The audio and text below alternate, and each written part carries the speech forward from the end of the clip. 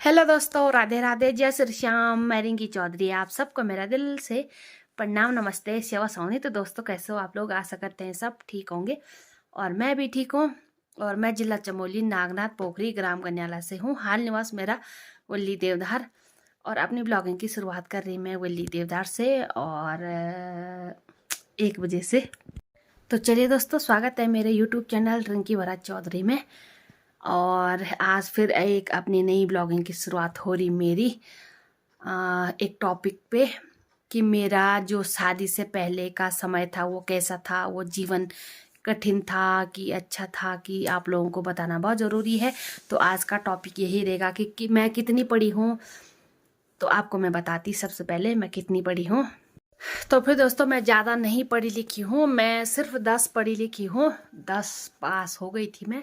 उसके बाद वो भी मैं ठेल ठेल के पास हो गई हूँ, हुई हूँ। क्योंकि जो कुछ गरीबी से, कुछ मम्मी की तबीयत से, घर का काम इतना ज़्यादा होता था, घर का बहुत ज़्यादा काम होता था। क्योंकि तब खेती बाड़ी भी ज़्यादा थी घर की। तो 2 बहनें थी, हम एक भाई था, मम्मी पापा थे। भैया तो अब ख़त्म हो चुका है 2012 में। और खेती बाड़ी बहुत ज़्यादा थी। मम्मी की तबीयत भी ख़राब रहती थी, जो पेट में बच्चादानी थी वो ख़राब हो चुकी थी। बच्चादानी में कुछ प्रॉब्लम थी, तो मम्मी ज़्यादा पेट ही में दर्द रहता था। तो हम ज़्यादा ही खेती बाड़ी का काम करते थे। पढ़ना लिखने में बिल्कुल सी ध्यान नहीं रहता था। तभी तो हम पढ़े लिखे नहीं हैं। जैसे स्कूल जाते थे, भले ही हम 10 पढ़े हैं, परंतु 10 का पढ़ा भी नहीं आता है अभी। तो दिमाग तो बिल्कुल नहीं था, क्या बताएं। हाँ, गरीब इतने थे, कुछ गरीबी ने खोया हमको। गरीबी इतनी थी तो मेरी मम्मी जाती थी, कभी लोगों के काम पे जाती थी, किसी का गोबर निकालती थी, किसी की घास लाती थी। तो तब देते थे लोग थोड़ा थोड़ा सा कोदे का आटा, कभी किसी ने गेहूं का आटा दे दिया ना, तो हमें तब खुशी से मारे ऐसा होते थे कि यार हमारे घर में त्योहार हो गया था। तब जब लोग थोड़ा आटे का गेहूं का आटा देते थे ना, तो हम ऐसा सोचते थे कि यार कैसा दिन आ गया, ये गेहूं का आटा देखने में मुश्किल होता था। ऐसे गरीबी भी खाई है हमने। कभी हम भूखे ही सोते थे, कभी मम्मी पापा भी नहीं खाते थे, ऐसे ही सो के भूखे ही सो जाते थे। तो ऐसी गरीबी देखी है हमने बहुत ही ज़्यादा, पता है हमको। और फिर दोस्तों, काम इतना ज़्यादा होता था ना, जैसे जंगल, जैसे हम कभी स्कूल जाते थे, जैसे कभी घास काटने के लिए होता था ना, जंगल खुलता था, तो मम्मी ने 3 बजे उठना था। मम्मी ने इतनी मोटी मोटी रोटी बनानी थी कोदे की। और स्कूल हम 4 बजे उठते थे। 4 बजे रोटी खानी थी, एक एक दो दो चाय में, वो भी सब्जी कुछ नहीं है, चाय में तो बहुत टेस्टी होती थी। और घास का भारा लाना था। और 4 बजे हमने जाना था जंगल में और 8 बजे हमने घर पहुंचना था। 8 बजे के बाद हमने रोटी खानी थी। रोटी खाने के बाद 8:30 बजे हमने स्कूल जाना था। 8:30 बजे के बाद हमने 4 बजे आना था घर। वो भी सीधा कैलना, दसूला कांडी में पड़ता है कैलना, वहाँ है मेरा मायका जन्मभूमि। और दसूला कांडी राजकीय इंटर कॉलेज में मेरा स्कूल है। तो वहाँ इतनी दूर से पैदल जाना आना है ना, कैसा होता था, बिल्कुल थक जाते थे हम। नींद भी बहुत आती थी। और फिर उसके बाद घर में मम्मी ने सुप्पे में ना झंगोरा या धान कूटने के लिए रखा रहता था कि इसको कूटना, एक बहन इसको कूटना और एक बहन घास के कंडी लाना हरी। तो ऐसे ही पढ़ना कहाँ से था, काम इतना ज़्यादा था कि झंगोर कूट ही दे या ये कर दें वो कर दें, भात खाएं या झंगोर कूट दें, काम कर दें, काम कैसे करना था। तो पेपरों के टाइम में जब ऐसा होता था कि तुम पास नहीं हुए, तुम पास नहीं हुए, कैसे नहीं हुए, मैं कहा कैसे होना था, काम ही इतना ज़्यादा है, पढ़ाई नहीं तो पास कैसे होना था। तो जब हम पढ़ते थे ना, तो ऐसा होता था कि यार हम पढ़ तो रहे हैं, पर ध्यान ऐसा रहता था कि काम, यार वो काम भी है, वो काम भी करना है, अभी वो काम भी है। काम में बहुत ही ज़्यादा मन लगता था हमारा।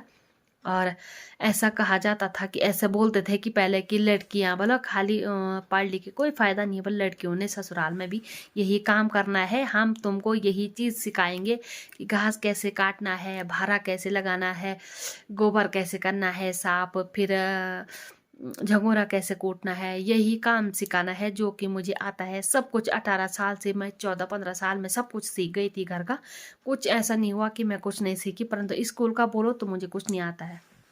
10 पढ़ी लिखी हूँ, परंतु दिमाग खराब हो जाता है तब ना, जब ऐसा होता कि यार अगर दिमाग पढ़ने लिखने पे रहता तो थोड़ा दिमाग इतना भी रहता तो ठीक था। तो आज हम पछता रहे हैं कि पढ़े लिखे होते तो थोड़ा हम आगे भी हमारे भी कॉलर खड़े होते कि यार हम भी कहीं पे कुछ करते, हमारे भी बीच भी हमारे को भी कुछ ऑप्शन आते हैं कि नौकरी पे लगने का या कुछ आगे बढ़ने का। मैं मना कर देती हूँ भाई नहीं, कोई मुझे इंग्लिश तो बिल्कुल नहीं आती मुझे सच में, क्योंकि जो ये फ़ोन में वीडियो बना रही हूँ आप लोगों के लिए, तो बस ऐसे ही थोड़ा सा दिमाग होगा उसी से मैं वीडियो बना रही हूँ। वीडियो तो मैं बना रही हूँ, तो एडिट कैसे करना था, उसको थंबनेल कैसे बनाना था, ये मेरी लड़की ने मुझे सिखाया है। तो ऐसे ही तो मैंने अपने बच्चों को इतनी अच्छी स्कूल में रखे हैं, तो उसने मुझे सिखाया है। मेरे बच्चे पढ़ते हैं नागनाथ पोखरी ABM स्कूल में।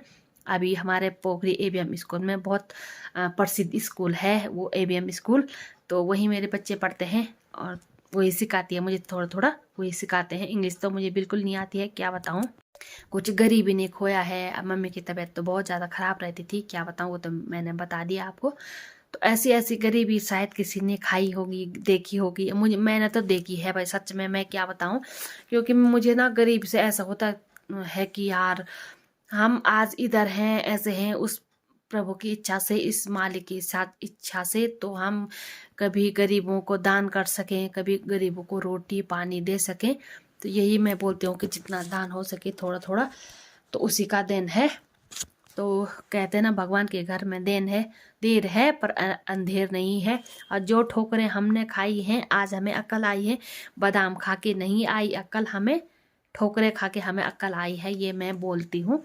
पहले तो मैं बोलती थी कि यार क्या बोलते हैं बादाम खाने से अक्ल आती है, पर मुझे अब लग रहा है कि ठोकरें खाने से ही अक्ल आती है। ये रियल बात है, सच्ची बात है, जो मुझे भी पता है। तो ऐसी थी हमारी लाइफ। तो पढ़ी लिखी नहीं हूँ दोस्तों, इसीलिए मैं थोड़ा ऐसी होती हूँ कि यार अगर पढ़ी लिखी रहती तो थोड़ा किसी के सामने खड़ी होने के लायक रहती। तो ऐसे अपने कमरे में बड़बड़ करती रहती हूँ आप लोगों के बीच।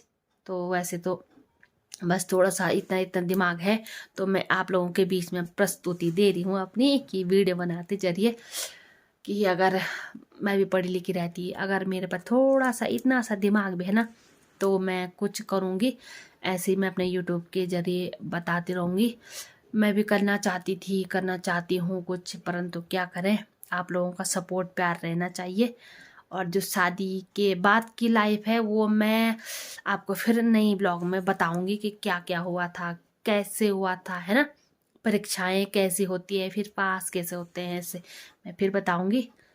और आज की वीडियो अपनी यहीं पे क्लोज करती हूँ। मेरी वीडियो आपको पसंद आई तो उसको लाइक शेयर सब्सक्राइब जरूर करना, और फिर मिलती हूँ अब नई ब्लॉग में। और तब तक के लिए राधे राधे, जय श्री श्याम, जय देवभूमि उत्तराखंड।